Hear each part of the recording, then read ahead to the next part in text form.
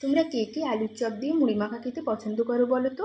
আমার তো বেশ ভালো লাগে। আজকে আমাদের এখানে বেশ মেঘ করেছিল, তো আমি বানিয়ে নিয়েছি বাড়িতেই মুচমুচে আলুর চপ। এর জন্য আমি আলুটাকে প্রথমে সেদ্ধ করে নিয়েছি এবং ওই সেদ্ধ আলুর মধ্যে লঙ্কা এবং লবণ দিয়ে ভালোভাবে মাখিয়ে নিলাম।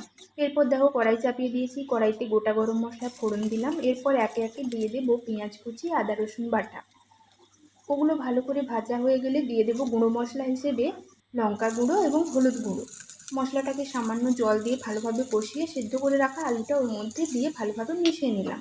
এই আলুর চপে আমি একটা স্পেশাল মশলা ব্যবহার করেছি। এর মধ্যে আছে 2 চামচ জিরে, 2 চামচ ধনে এবং 4টে শুকনো লঙ্কা।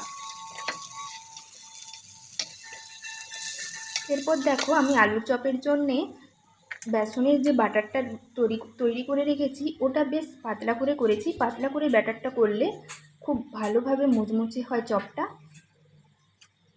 এবার ওই আলুটাকে শুকনো বেসনে হালকা করে ডুবিয়ে আমি ওই বেসনের বাটারটাতে ডুবিয়ে দেখো গরম তেলে ভেজে নিচ্ছি। এখানে আমি গ্যাসের টেম্পারেচারটা মিডিয়াম করে রেখেছি যাতে খুব ভালোভাবে ভাজা হয় এবং মুচমুচে হয়।